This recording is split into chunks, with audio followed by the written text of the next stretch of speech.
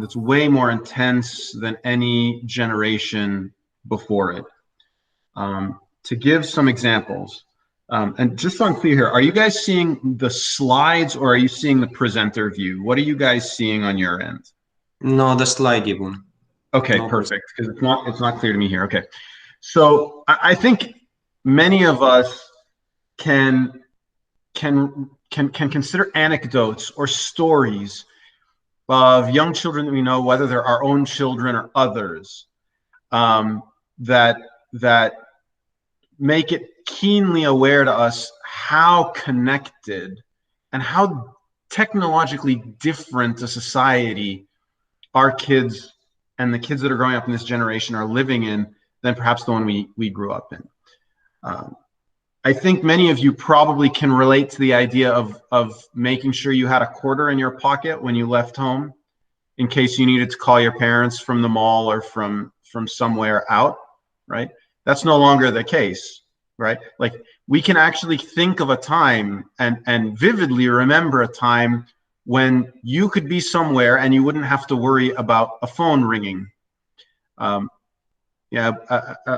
Raphael and myself are newly ordained priests, but there's a generation of priests that didn't have to notify their congregations to please make sure their phones were on silent or turned off.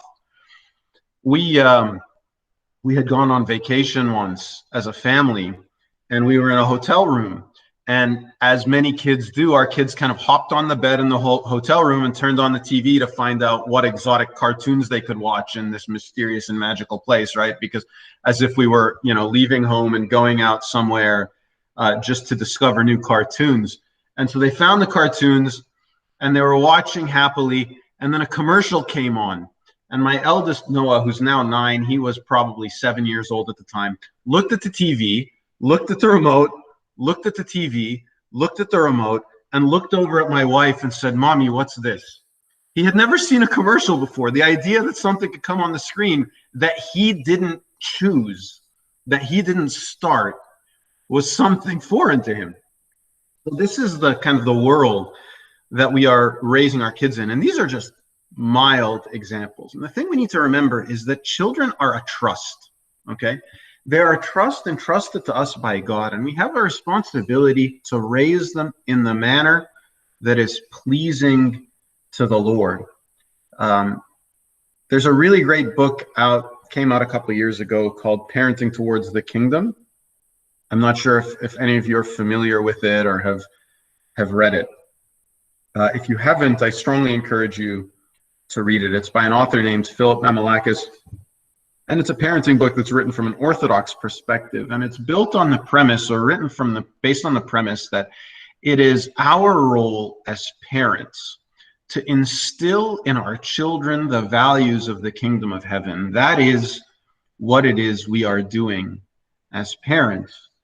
And so there is a responsibility on us to establish these principles in our children. And I think in the society that we are trying to raise children in now, and with our children being as connected as they are in today's society, this makes this job that much more of a challenge. And I say that because I think perhaps for the first generation in history, parents have very, very little control over the messages that are being sent to their children. And that's a bit of a concerning concept. That is to say, in the past, right? Yes, children are influenced by their friends. Children are influenced by their schools. Children are influenced, by their friends, by their schools. But parents, to some extent, had a pretty strong control over the exposure that their kids got to different messages. But now a lot of that control is being taken out of our hands as parents. And that's perhaps a concerning concept. And so I want us to kind of look at the media and all of the various twists and turns associated with raising kids in such a technologically connected world. So here's kind of the direction I want to take this. First of all, briefly, we want to talk about the benefits of technology. And I to be honest, I'm not going to spend a whole lot of time singing the praises of technology. I think a lot of us are very aware that technology is beneficial. And if we weren't, I think we've become keenly aware of how beneficial technology is in the past 4 months or so, because certainly without it, the world would have ground to a halt far more than it did. And perhaps this is part of God's mercy to us in that he allowed us to experience this pandemic in an era and a generation where we could actually somewhat continue on with normal day-to-day life and business as usual to some extent through technology. And then I'm going to look at these other various aspects. We want to look very quickly at screen time and development. I want to look at media streaming. This is one aspect of technology that we really need to address and take by the horns. I'm going to share some of my content concerns, and perhaps you have others. And then we're going to look at advertising. We're going to look at apps and social media. And I think perhaps one of the very important questions, what can we do to protect our kids? Throughout all of this, I invite you, it'll be like an open mic. For those of you perhaps that aren't aware, which I suspect is many of you, I was a professor before I was a priest. And so I can very easily go on talking to a silent audience for an hour or more without any difficulty, but I would really prefer not to. I think this will be more beneficial, particularly on this topic, if you all chime in with your experiences and your questions. If you've got, if you need further elaboration, if you want to add to the discussion, please chime in. I think that's very valuable. I do want to make this a more open and interactive discussion, but I've got plenty of information and data to be able to bombard you if you're going to be quiet. And sorry, Abuna, I just want to add also for everybody, if you do not want to take yourself off mute and ask the question, please feel free also to write it down on the chat. And if Abuna is not able to see it, I'll see it and I'll let you know, Abuna. Yeah, that'd be awesome. If you could kind of watch the chat for me, Abuna, and kind of monitor questions that come in that way, just because I've got a bunch of different screens open here, and it's my screen's too crowded to really be able to do that effectively. So I got your back. That'd be awesome. Thank you so much. All right, very quickly, benefits of technology. I don't think I need to sing about this for too long, right? One that I think we are all aware of. It allows us to connect with people that are far away, whether that's family or friends, or in a context like this where we have access to people that we wouldn't have access to otherwise. It gives us access to information and resources, right? At the click of a button, you can get pretty much all the information that you need. For older kids, that's actually a double-edged sword, because information on the internet is not very well vetted, and young people do a not so great job of distinguishing between what is factual, what is good quality information, and what is opinion, and what is really lousy quality information. So access to information resources is obviously a blessing if used correctly, but man, does it make it a struggle for us, because our kids are exposed to a lot of ideas that aren't well vetted, and that sounds very compelling, but just they often take for fact things that are very far from fact. We do have to train our kids on how to use these resources and use them effectively. It's a part of our day-to-day life. And if we don't get them comfortable learning how to be knowledgeable users of technology, they're going to be at a competitive disadvantage in our increasingly tech-driven society, both professionally and personally and socially. I was a professor, but I was a professor of engineering. So I'm a big fan of problem solving and tech. Using technology, learning about technology gives our kids the opportunity to learn problem solving and logic skills in a way that they just can't if they're cut off from tech. Okay, and there are a bunch of other benefits of technology. I think we're all pretty well aware of the benefits, and I don't want to spend too much time on this. So I want to dive in straight into this idea of screen time and development, okay? Because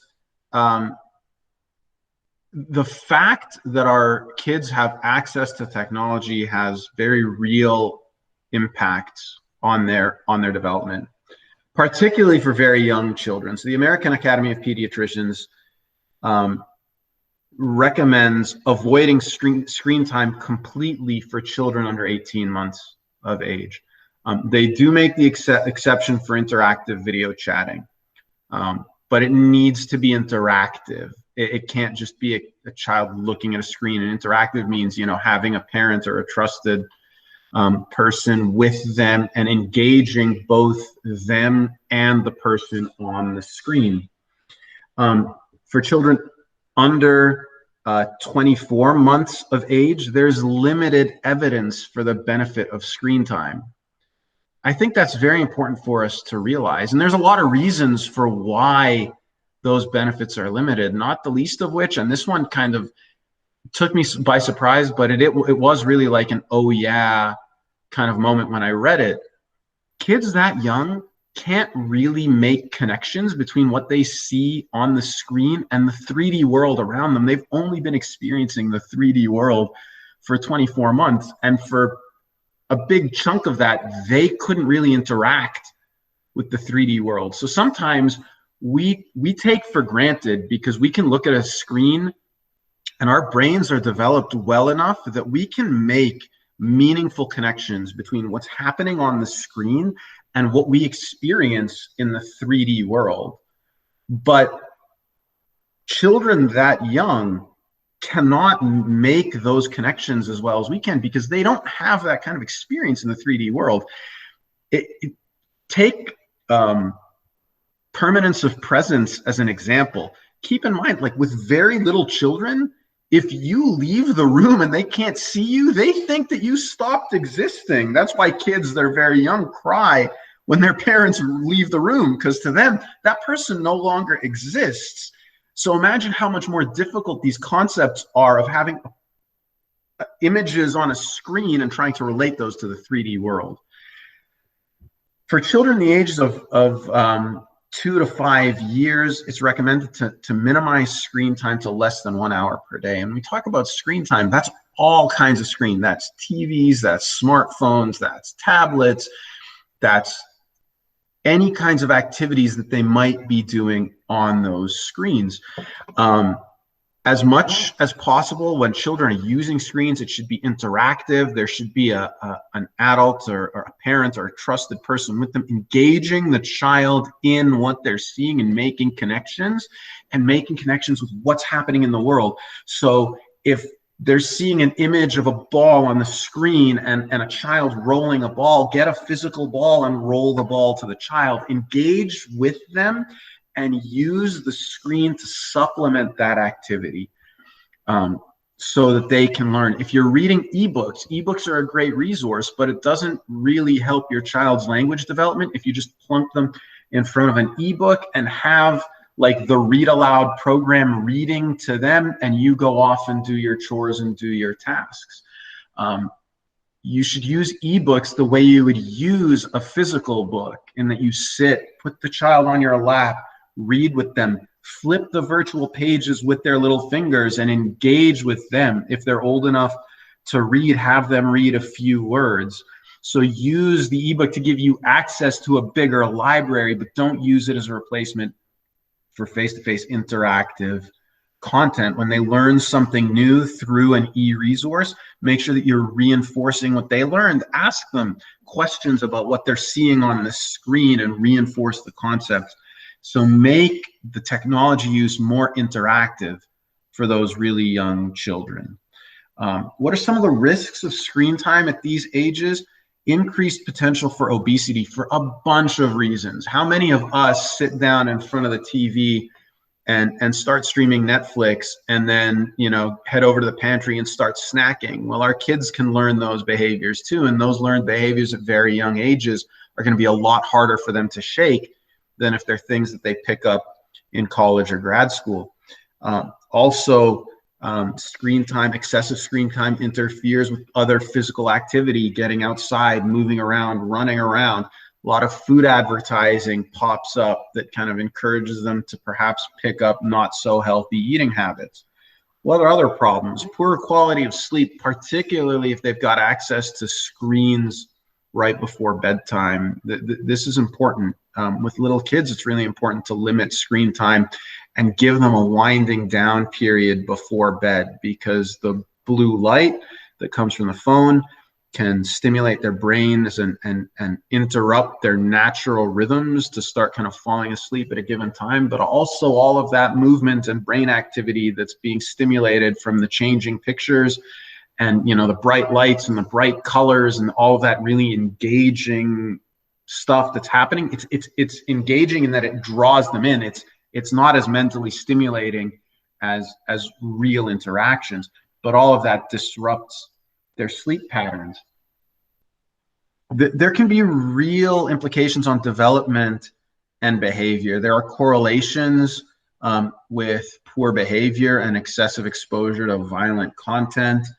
There can be correlations with reduction in attention, and there are bigger correlations with children from lower socioeconomic classes. But that, you know, if you don't happen to fall in that group, that doesn't mean that your kids can't be affected by these kinds of trends. And then also technology use needs to be child specific. So if your child has a propensity to be fussy, or if your child has a propensity to have attention problems, whether they're diagnosed or not. So if they have ADHD, then screens could potentially be a bigger problem. But even if they don't have diagnosed problems, you know, then their technology can stimulate those kinds of challenges. And as a note, I don't have a medical background. I'm not a pediatrician. I've never been a pediatrician. I was never a physician. So please don't take any of what I'm saying here as like formal medical guidance. If you've got questions about this, definitely talk to your child's pediatrician about your specific concerns. I'm just kind of giving you an overview based on my own experience and my own learning and reading. Do we have any questions at this point?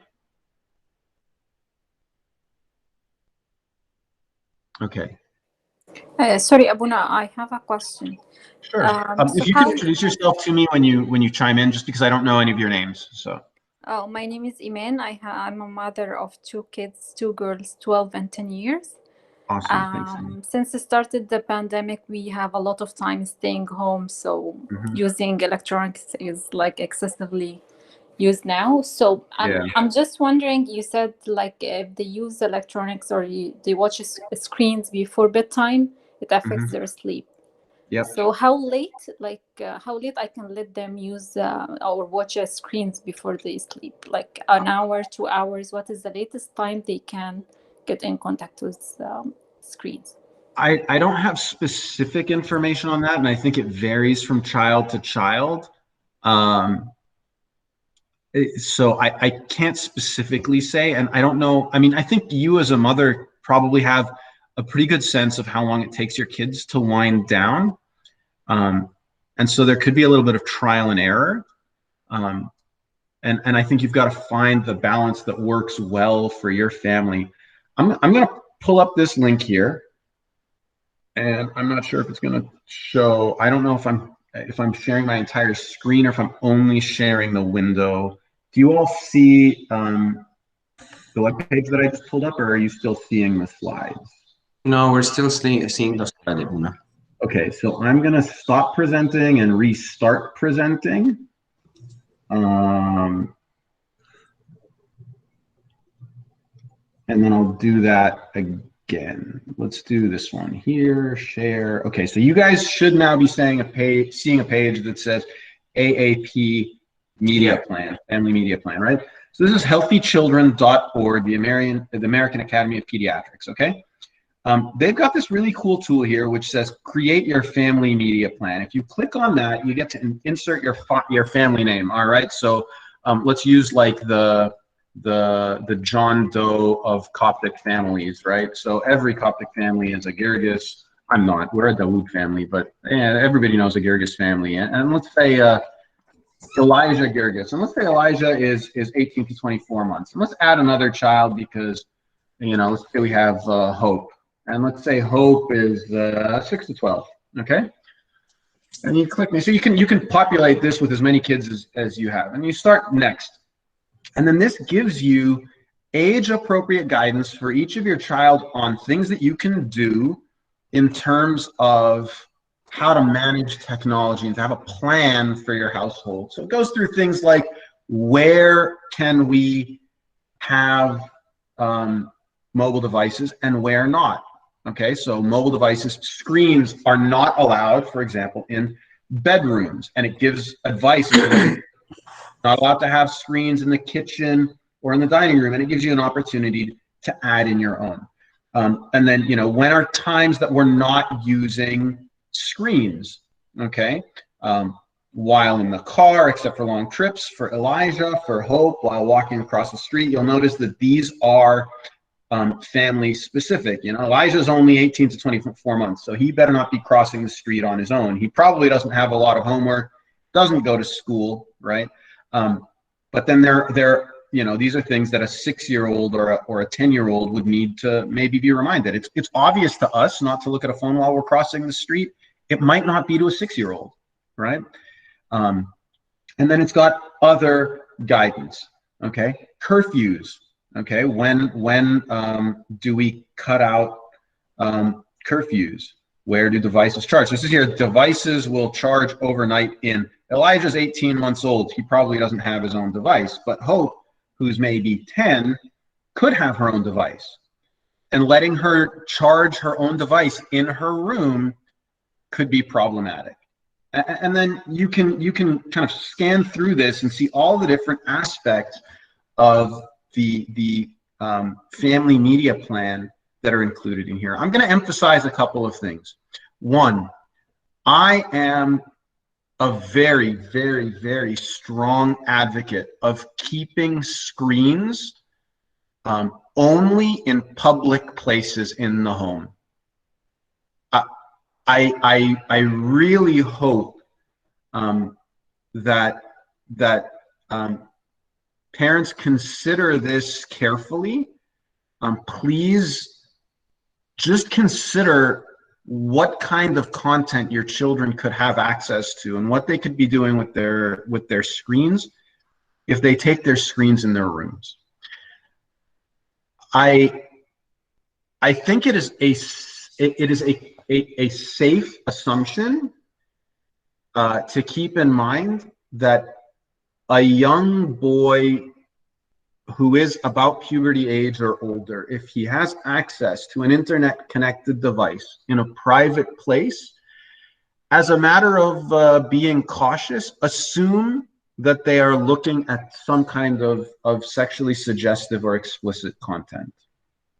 That's not to say that every young man in a private place is doing that, but the likelihood is good because the temptation is strong.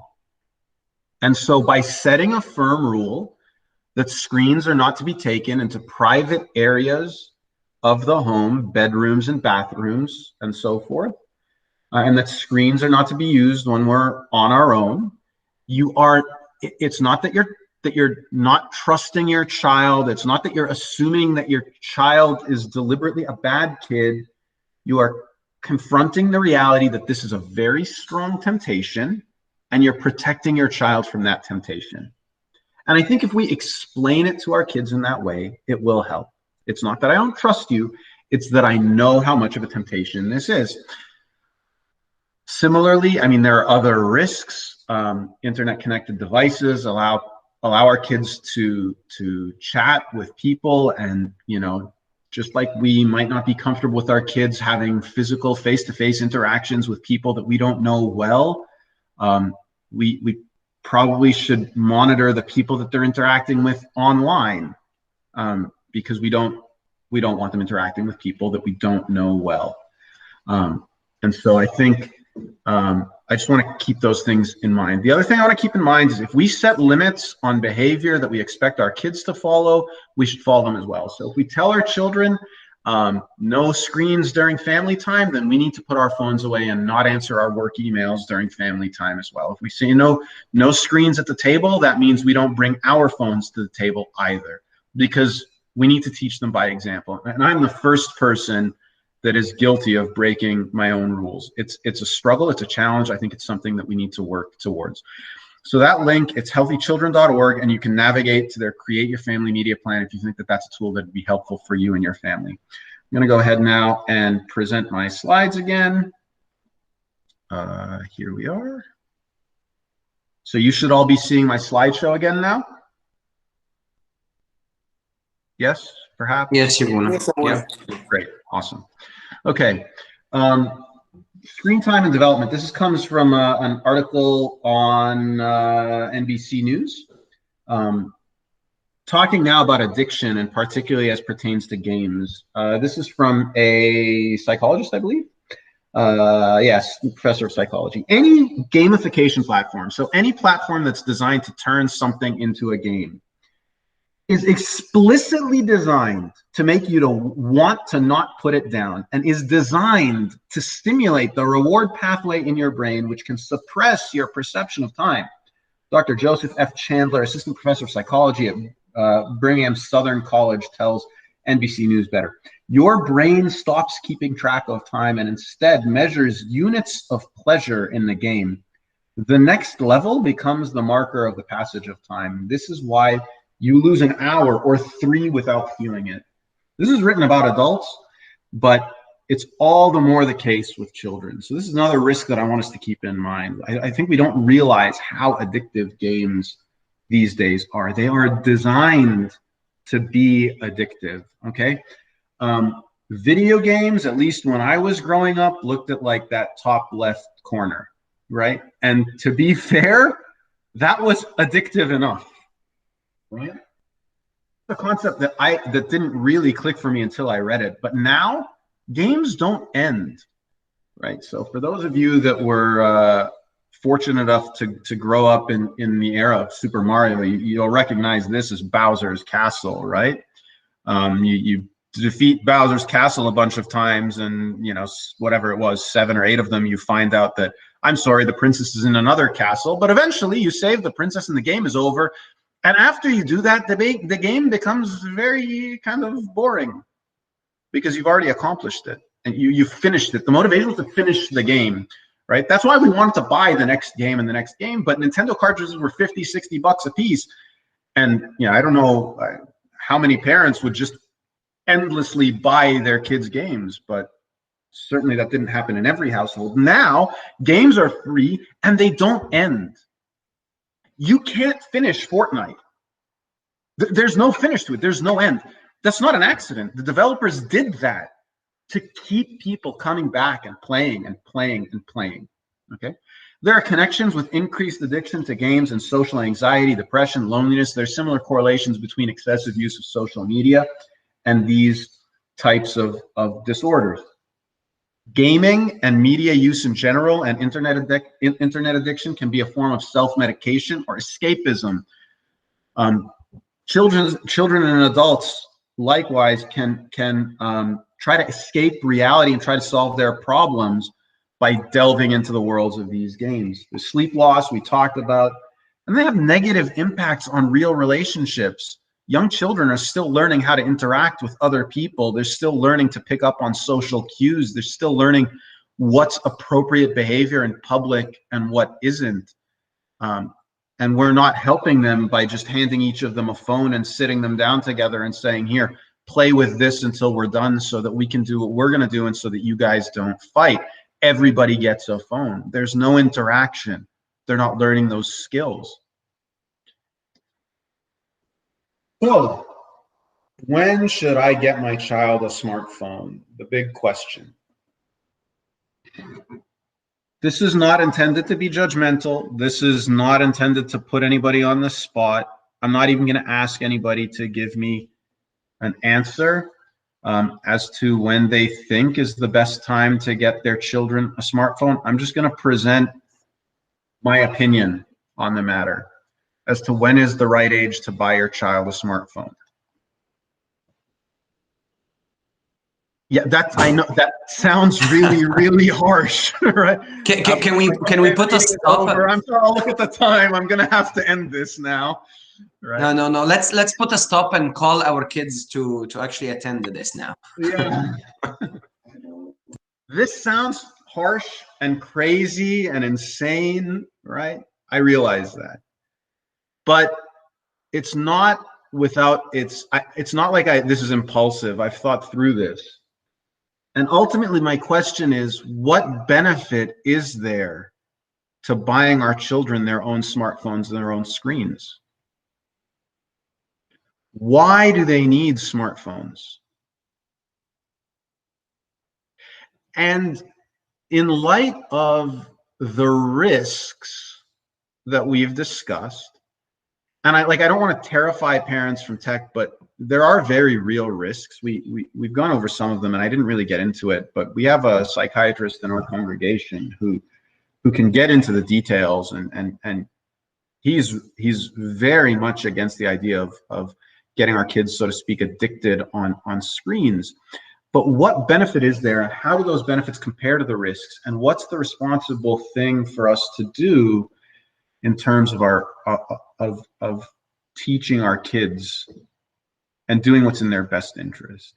I say this knowing full well that our children will jump and scream and shout and fuss and complain and tell us how tyrannical we are and we're the worst parents in the world and I hate you and everybody else has a phone and I'm the only person in the world that doesn't have a phone and it's going to be so embarrassing to go to school and it's going to be...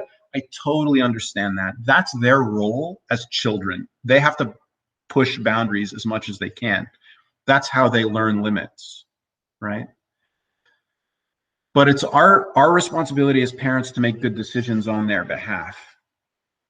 And when we recognize that screens are addictive, that they're associated with a lot of developmental problems, and we don't really have a solid grasp on the long-term developmental implications of screen addiction and internet addiction and game addiction and the threats and the risks associated with children being on their screens and having unfettered access. And we don't understand why, because the first generation of kids to have access to these devices are still kids. The iPhone only came out in 2007. It was 13 years ago, right? So, even if you were 5 years old and a child when the iPhone came out, you're just entering college now, right? So, this is the first generation of college students that spent their pretty much entire childhood with smartphones. We don't know the implications on their development up until they're adults. So why do they need a phone? Well, the primary reason that a child this day and age needs a phone is to get in touch with their parents if they're in trouble. I know this isn't going to be a popular opinion with our kids, but you can do that with a flip phone. You don't need a $1,500 smartphone. You don't need a $200 smartphone to get in touch with your parents. You can do that with a flip phone that doesn't have internet access. Store your parents' number and speed dial 1. When you get in trouble, call them. If you need a ride, call them. They'll come pick you up. But to me, and please correct me if I'm wrong here, but that's really the only essential reason that a child in this day and age would absolutely need to have access to their own phone. Yeah, there's the family iPad, there's mom and dad's phone, there's the family TV. They can use those in a controlled environment at home, or with a parent's consent and permission of the school, they can take them to school if needed. But those are devices that we control, not devices that the child carries in their pocket with them everywhere they go.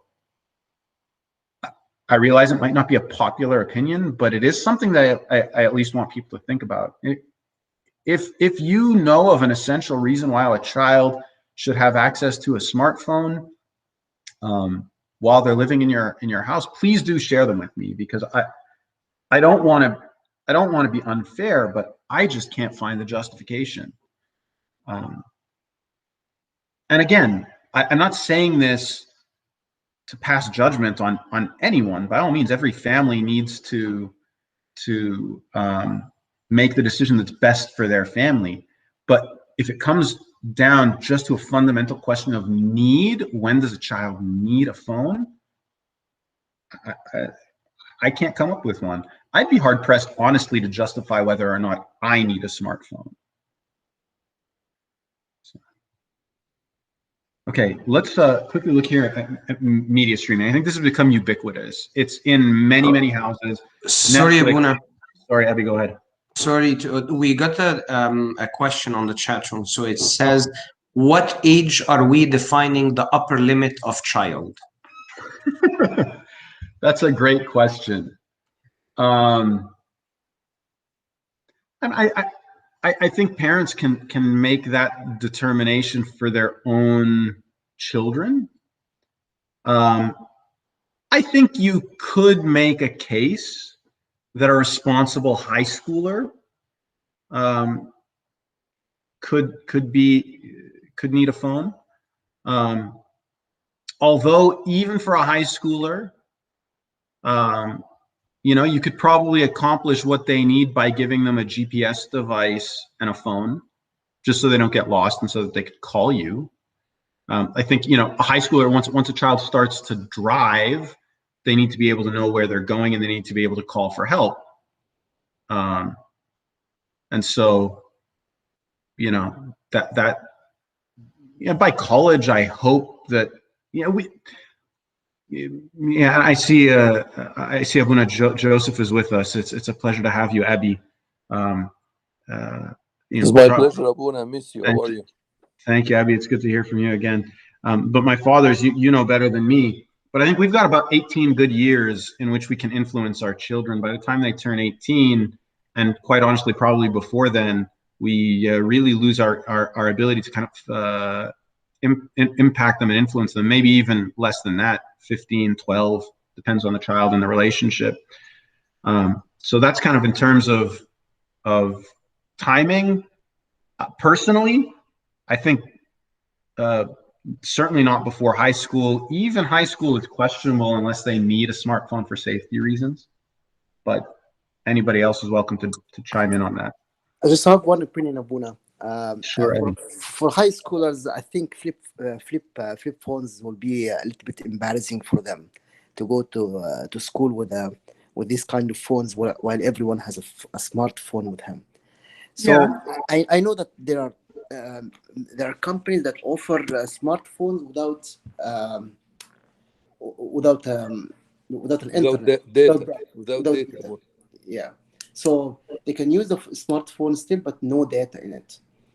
So yeah, and there are ways. So you can, even if their phone has data, there are ways that you can cut off mobile data through your internet through your phone service provider. You can decide which lines don't have access to your family data plan. You can turn that feature off. The problem is that those phones can be connected to a Wi-Fi hotspot. You know, if yes, your child's phone may not have data, but if they have a friend who has a phone that has data, they can tether data to their friend's phone, and then your child has access to the full range of the internet and everything that includes. Or they can connect to their school's Wi-Fi, and hopefully the school's Wi-Fi is controlled as to what they can access. But I think, assuming that because I've turned off the data capability of my child's phone, that they don't have access to data, our kids are very smart, and there are a lot of ways that they can get access to resources, even if we don't allow them to. We will look at some resources that you can use to monitor and control your child's ability to use their phones, but there is no substitute for a good supervision. To the fact of it being embarrassing, I do appreciate that. And I do appreciate that, particularly in high school, the opinion of peers is important. I think every family needs to decide the balance that's right for them, because there are very, very real risks. It is not difficult for children to access extremely inappropriate content on their phones. I read one statistic, and I regret not having written it down, but I read that I think it was 50% of pornography traffic on the internet is children between the age of 12 and 18 accessing pornography. And so I think we need to balance that with the embarrassment that our kids would feel. It's a thorny issue, no doubt, and it's a complicated one with many facets. Abuna, also on the issue of embarrassment, if we take a step back and we look at some of the problems that are unfortunately prevalent amongst teenagers, right? Because you're talking about high school. You know, I read a statistic, I think from the Globe and Mail, actually out from your home province, perhaps, that there was so much sexting going on that the cops just stopped going after it. There's so much of that. And that's something that ends up leading to humiliation and leading to suicide and bullying and people, you know, at a mild extreme moving to protect their kids from the bullying. But there are girls in Canada that have very well-known cases in the media have committed suicide because of the use of smartphones and the pictures that they're pressured to take and that kind of thing. So there's that. I mean, I think that, you know, I do appreciate on the one hand, look, speaking for myself, there was no smartphone, obviously, at the time that I was growing up, but there were other things that, you know, my parents didn't let me do or participate in where everybody else was. And I did think that they were mean and this and that and, you know, culturally insensitive or whatever and all of that stuff. I do appreciate it now for many reasons, including the fact that that experience of having not being allowed to do something that everybody else is doing or almost everybody else is doing develops in a person, in a young person, that backbone, that muscle of standing against the world. It could be that everybody is going to a party and we don't go to that. Even if it's a good family or whatever, the point is that every time that happens and you end up being embarrassed, you do grow more of a backbone. And that's really important because there's no guarantee that your kids are going to for university and you want that backbone. That's what you want when they leave your house, to know that, you know, they have this experience in going a different way. And sometimes that's very embarrassing and it doesn't matter. I think that was very, very well said. I think this is a great opportunity for us to teach our children how to be in the world, but not of the world. To build on what you said, I believe it's Marianne. Was your name? Okay. So just as a matter of thought, if you give a high school aged child a smartphone, they have now, whether or not they would do it or not, this is a whole other question, but they have in their pocket the capability to produce and distribute pornography. That's not to say that our children are bad kids by any means, but if they're pressured,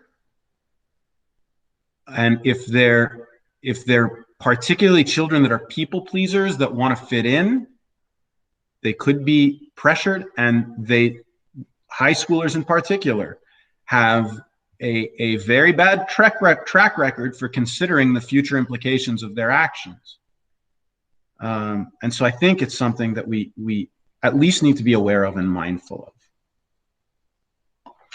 of. Media streaming comes with it a lot of challenges. On-demand content. In the good old days, when I was growing up, I think when many of us were growing up, there were limits on what kind of content could be broadcast at certain times of day, because it was generally acknowledged that kids went to sleep earlier than adults. And so content that was geared towards adults was supposed to be broadcast later. And there were serious penalties to broadcasters for violating those limits. Streaming has changed that. Our kids can have access to all kinds of content at any time. This is one challenge. And when we were growing up, eventually the stuff that was geared for kids was off, and if you really wanted to watch TV, you'd have to watch Bob Ross painting another happy little tree over here. And any of you that grew up watching PBS and watching Bob Ross with his afro painting friendly little trees realizes that that's not the most stimulating thing for a child to watch. And within 5 or 10 minutes, you would walk away and try to find something else to do if it's playing with Lego or reading a book. But now kids have access to child-geared content all the time. And they have access to content that's intended for adults all the time if we're not safe. So what is available, right? There's all kinds of violent and sexually suggestive content that if we are not monitoring it, our kids have access to. You can use account passwords, but if you've got a smartphone or a smart TV or a streaming device, those passwords are input by default, so they don't provide any protection. You can create a children's account on most streaming services that will gear only content for children, but those are pretty easy to get around too. On Netflix, you don't need to insert a password to create a new account. So your kids could just produce another account and have access to non-child friendly content. You can set up a PIN that needs to be input, and you have to keep it private in order to access more mature content. But the first time your kids see you inputting that, then they'll remember it probably, and they can go on. Now, we're doing things to try and protect our kids. Look, if our kids are explicitly trying to get access to material that we don't want them to, we can't really prevent them, but we want at least to help them again with the temptations and the struggles, and we don't want them to unbeknownst to us or unexpectedly get exposed to content. And then we need to teach them how to be discerning in what they watch. I've got some other content concerns. Some of you may be familiar with the children's show Arthur. I'm not sure if you've all kind of seen this in the news, but recently, this is a PBS kids show that is geared to preschool age children, maybe early elementary school. One of the characters, who's a teacher, Mr. Ratburn, has recently come out as being openly gay and was married to another man in an episode of the show. DuckTales is a Disney-oriented show where one of the characters has two dads. They're each wearing shirts that say, "I'm with Dad," and pointing at the other character. SpongeBob SquarePants has recently been outed in the media and is, I think this is a very funny word, he is canonically gay. They refer to canon now in cartoons. And some of us grew up with the show Scooby-Doo. Well, there's been that show has been remade, and although they're not making new episodes of this particular strand of it, the character Velma has since been, the producer said, yes, she is homosexual, and they even went so far as apparently she was dating Shaggy in part of the show, and that was her being conflicted about her sexuality and her personality. This is the kind of content that is being put into children's show, and there are others. These are just a handful that I was able to find. There's a recent remake of the kids show She-Ra, perhaps that some of us grew up with. It was the female counterpart to He-Man, but in the new remake of the show She-Ra, there are a lot of homosexual characters as well. So some content concerns. There's a lot of social pressure to accept this type of a lifestyle. And this is all geared towards desensitizing our children to accept as normal something that to our God is an abomination. These pressures are moving to younger audiences, like with Mr. Ratburn here. This is geared to preschoolers and early elementary school children. And it was explicit. There was nothing covert about it.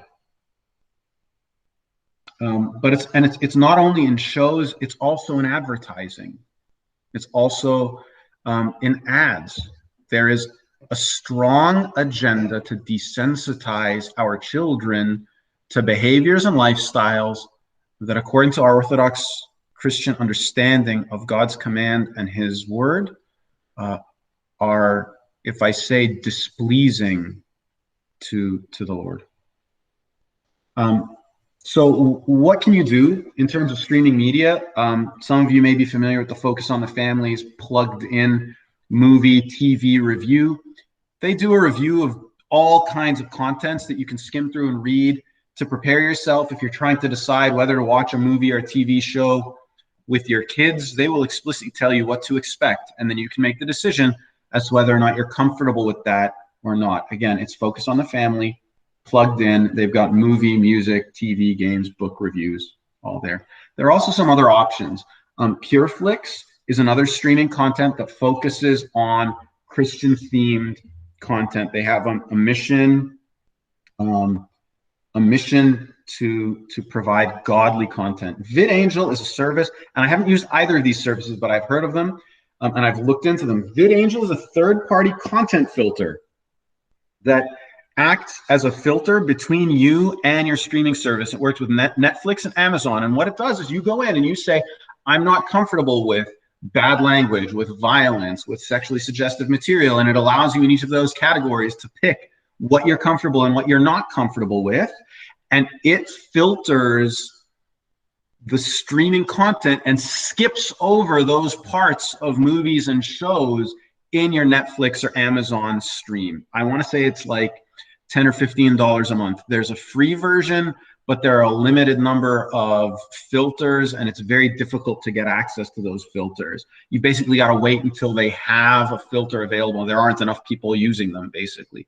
But with the $15 subscription, as I understand it, you get unlimited access to their filters.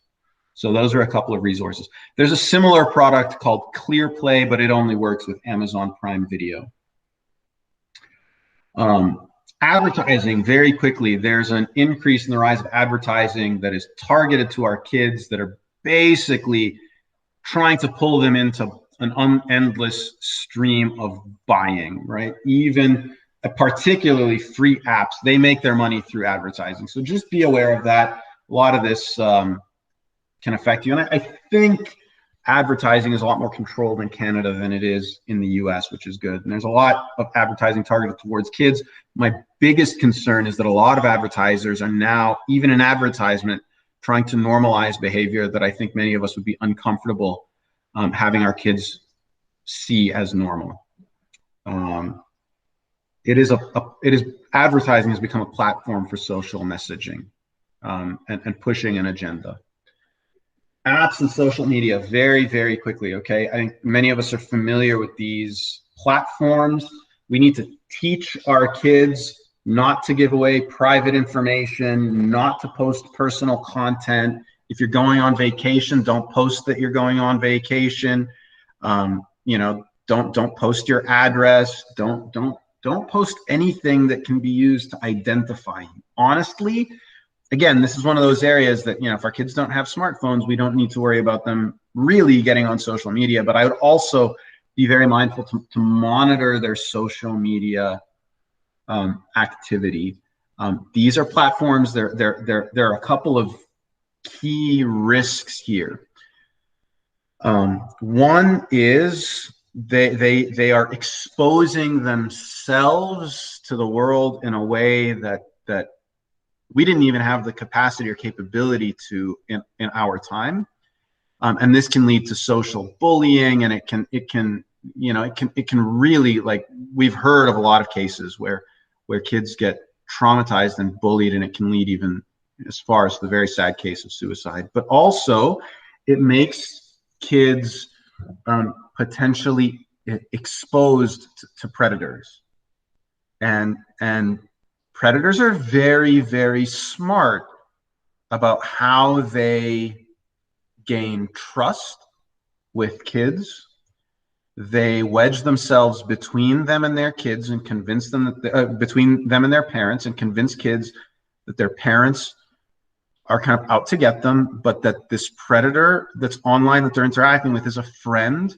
They usually don't expose their age. They make it sound like they're a peer, not another adult. And then once they've gained the child's trust, and once they've determined from what they're able to convince them to do on social media that this person is susceptible to suggestion, they can arrange a face-to-face meeting. And may God protect our children. But I think we need to be very aware of this, and we need to monitor our kids' behavior on social media, if they're on social media, very carefully, if they're on social media at all. I'd also insist that our kids friend our parents. I don't friend their parents. I don't know how far that goes, because they could easily defriend us, and then we don't have access to what they're posting to some extent. Be aware of privacy settings. These change all the time. And a lot of times you're automatically opted in to their settings, and you have to opt out to sharing information. They change all the time, So you don't necessarily always have control. You actually should work on the assumption that you don't have control over what happens when you post information to social media. Just assume that you are going to the top of a tall building in your neighborhood and just shouting it out. Whatever you post online is just being displayed to pretty much everybody in the world. Other types of apps. Okay, so Snapchat is a popular one because it sends like self-destructing messages. The thing is that those can they can be screenshotted really easily. So this is one of those things associated with kids sharing compromising images of themselves or compromising texts. They think it'll disappear on Snapchat, but the receiver can just take a screenshot, and then that exists forever.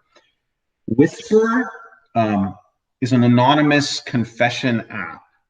It allows you to make confessions, not like clerical confessions, but you can confess things that you've done allegedly anonymously, right? And so that's a really dangerous concept. Kik is a social media or a messaging app that has effectively no age verification. So there's not really any way to verify the age of the person on the other end or the age of the person that's sending the messages.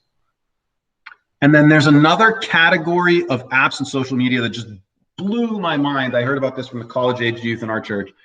These are all types of apps that are explicitly designed to allow you to chat and share content with complete strangers who are somewhere nearby. It doesn't explicitly share your physical location precisely, but this allows you to video chat and with complete and utter strangers. And I think we just need to be aware that our kids could potentially have access to these. And even if they've got age restriction settings, a lot of these have very loose age restriction settings. So like Facebook, TikTok, Instagram, Twitter, their age limits are usually around 13 to 16 years. Yeah, they try to filter suggestive content and monitor, but basically we're then entrusting our children's safety to the sensibilities and standards of the censorship of another big company. Some apps are specifically targeted for people that are 18 plus, but there are certainly ways to get around those controls. People can lie about their age. Like I said previously, I think it's 50% of pornography use on the internet is children between the ages of 12 and 18. Like I said, privacy settings, we discussed that, and it often requires you to opt out. So the big question, what can I do to protect my kids? There are a number of different resources available to you. You can start with the built-in controls on the devices that your children use, whether it's an Android or an Apple product, an iPhone or an iPad. Both systems have built-in parental controls. So on an iPad or an iPhone, you can go to settings, and then there's a screen time note that then allows you to define that this device is being used by my child. Once you say that, you can put limits on the amount of time that they can use their device. You can set curfews that the device will turn off at certain times of day, that they're not allowed to use their devices for more than whatever, an hour and a half. You can set homework times at which times they're not allowed to use games or social media or other types of apps, but only educational apps. There are filters for inappropriate content. You can control what types of apps they can use and install. These come with both the Google Family Link, which is the Android platform, and the built-in iOS, and these are completely free. They're platform specific. I will say, I don't know what the limit is on the iPad and iPhone settings, but Google Family Link stops working after the child turns 13. Google has decided that 13-year-olds are mature enough to have complete control over their phones, and their parents don't have any say or any right to control how much time their kids use their phones and what content they have access to. I say that just so that we realize that these big businesses and these industries don't have the best interests of our children in mind. I think it's very important for us to be mindful of the type of content that our kids have access to and the amount of time that they can access their screens. And we need to make those decisions. We shouldn't entrust those decisions to big companies. And we need to instill those values in our children by modeling good behavior and by enforcing boundaries and limits in our homes and expecting pushback. Other devices. There's a whole host of hardware devices that you can get and plug into your home router that will filter and control internet content and allow you to set limits. The plus of these compared to the ones that are set up through your Android or iPad or iPhone device is that you set up this device, you decide which devices, which screens in your home are filtered by these devices, and you decide when your child is responsible enough to loosen those restrictions and those filters. And you can completely turn off the connection to the internet at home on your children's devices. One of them is Tiger Mom. I can certainly share these slides with Abuna Raphael so that you guys have access to these. If you search for this online, you can find that. I'm just kind of giving you an overview of what's out there. So Tiger Mom is the cheapest option I found. It's also the most limited. I personally have used Koala Safe. It works fairly well, plugs into your router and sets up a separate Wi-Fi network in your house that you then connect your kids' devices to. The problem with a lot of these other ones, like Tiger Mom and some of the other ones, is if your kids want to get around them, they just have to wait until you fall asleep and unplug the device from the router, and then they have access. With Koala Safe, their devices connect to a network that's broadcast by the Koala Safe device. So if they unplug the Koala Safe device, they don't have access to the internet anymore, at least not through your Wi-Fi network. And if you've turned off data on their device, like mobile data, then at home, they don't have access to the internet. The problem is these devices don't do anything for you if your kids are connected to somebody else's Wi-Fi network or if they're connected to like your wireless provider. I will say that Koala Safe are not currently available. I get an inkling that perhaps this company might be going under, but if you're interested in it, I would keep your eyes on their system.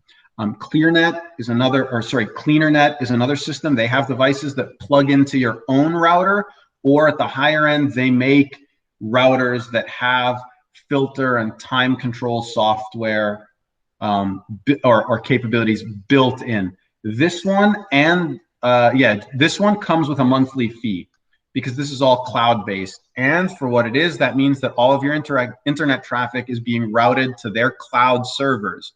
Some people may not be comfortable with that. A similar system is Circle Home Plus. The devices range from $69 with a 3-month subscription. This should say 3 months here, or $300 with a lifetime subscription. If you opt for less than a lifetime subscription, it's $10 per month after that. Keep in mind, it's anybody's guess how long these companies will stay in business. So lifetime doesn't necessarily mean your lifetime. It means the lifetime of the device and the lifetime of the company. They offer a hardware and an app solution. So there's hardware that plugs into your home router to control access on like smart TVs and computers, but then there's also an app that you install on your child's mobile device that offers the same controls on their mobile device regardless of where they are. Okay, this provides basic functionality for free if you don't pay a monthly fee, but it doesn't give you time limits, and I don't think you have control over apps either in the free version. And then there's this other system called Griffin that I found out. These are really high-end mesh routers that set up the wireless network in your entire home. And then with a monthly fee, you get access to parental controls, and you get access to other protections like adware and spam blocking and malicious software blocking with another $7 monthly fee. And it's got an app called Homebound that then routes all of the internet activity on your mobile devices through your home router. It sets up a VPN for those of you that are tech savvy. It sets up a VPN that all of your internet data, all of your internet traffic goes through your home internet connection first and is filtered by this device. The biggest concern that I've heard about this particular system is that the app on the phone doesn't load automatically. So if you've got a teen, they have to explicitly turn on this app before it actually works. And so if you're trying to control their screen time and their access to internet activity and access to apps, they may not do that. I would watch this system because I have a feeling they're probably going to take care of that in a future update. There are a whole lot of parental control apps that you can install on different platforms. Here's a summary of a handful of them. These are 4. I know one of the priests here in the diocese, who's a good friend of mine, uses Custodio for his own kids, but there are a number of others. Some have a lot of accessibility in their free versions. If you're a very Apple-heavy household, you're going to want to look at this and see what the limitations are for these softwares and for these apps. What I will say is, if you want to install an app on your child's phone, first of all, tell them that it's there. Second of all, make it very clear to them how you're installing it and what you're doing, and put limits. So with most phones, you can set up an administrative account. I know you can do this with Androids. Most of these apps in the iPhone versions will require you to enter a different password from the phone password in order to uninstall the app. But on an Android, you can install it in an admin account and then set up a limited user account for your child to use so they can't uninstall apps. And so then you install the app as an admin, make sure that it's running in the background all the time, and then let your child know that it's there. Tell them that you trust them. But as we discussed, just make it clear, look, there are a lot of temptations out there, and it's my responsibility as your parent to protect you from temptations. And it's my responsibility to instill in you the values that are going to lead you to the kingdom of heaven. And I take that responsibility in front of God very seriously, not because I don't trust you, but because I love you, and because your well-being and your social and spiritual upbringing are so important to me that I need to make sure that I do everything that I can to make sure I get it as right as I can by God's grace, because you are just too important and too precious for me to not do everything in my ability to do the best job that I can to raise you and take care of you. And I pray to be able to instill in you the ability to make the right decisions on your own in due time, when you're no longer in my household and when you're no longer accountable to me for your decisions. That is my job as a parent. And I think if we convey that to our kids when they're old enough to understand it, you'd be surprised very young kids can understand these concepts really well. I don't think expressing that to them can hurt them.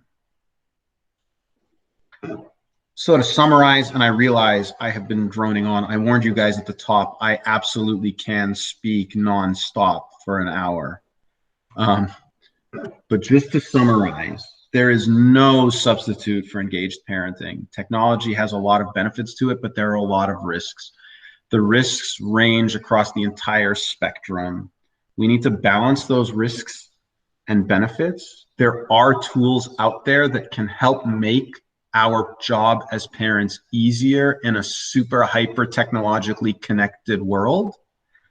And And I think it's really important to teach our kids the principles that will lead them to the kingdom of heaven. I think that is our primary responsibility as parents.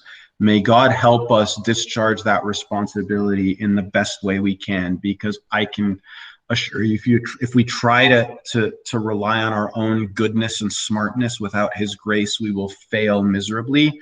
But no matter how bad we are at parenting, God's grace covers a multitude of sins, and he will be able to even raise up wonderful children despite our best efforts at parenting them. So we just need to put them in his hands. I'll end with a line from Parenting Towards the Kingdom, in which the author, Philip Mamalakis, tells us not to talk to our kids about God so much, but rather to talk to God about our kids and entrust them to him. And I know that is advice that I sorely need, because really he's the one that's raising them. They were his kids before they were our kids. And glory be to God forever. Amen. Absolve me, my fathers. If there are questions, I'm more than delighted to take them if there's time for them. But yeah. Thank you so much, Abuna. Thank you. Thank you, Abby. It was so refreshing to hear that from you. Any question, guys, on the chat room? I know we're running out of time, but it's okay. I think it's an important subject. So if you guys have a couple of questions, we can take 2 to 3 questions if you have, either on the chat room, or please take off yourself off mute. I'm going to stop sharing my screen so we can get a better view of everyone. Okay. Looks like I put him to sleep. That's awesome. Parental control. We put parental control on them.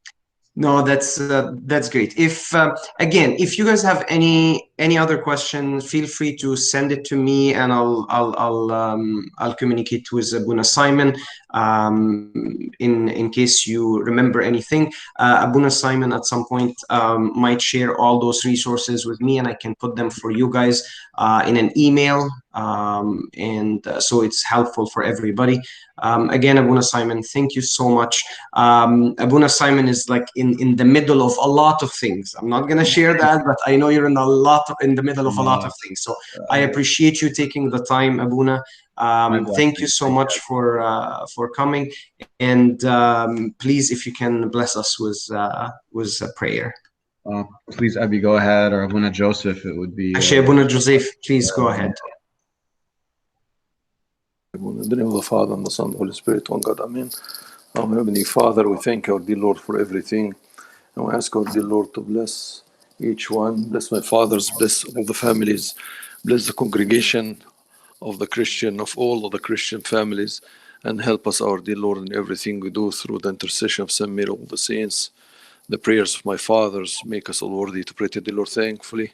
Our Father who art in heaven, hallowed be thy name. Thy kingdom come, thy will be done on earth as it is in heaven. Give us this day our daily bread, and forgive us our trespasses as we forgive those who trespass against us. And lead us not into temptation, but deliver us from evil one. Christ Jesus our Lord, for thine the kingdom, the power, and the glory forever and ever. Amen. In the name of the Father, and the Son, and the Holy Spirit, one God. Amen. Thank you. Abuna Mikhail.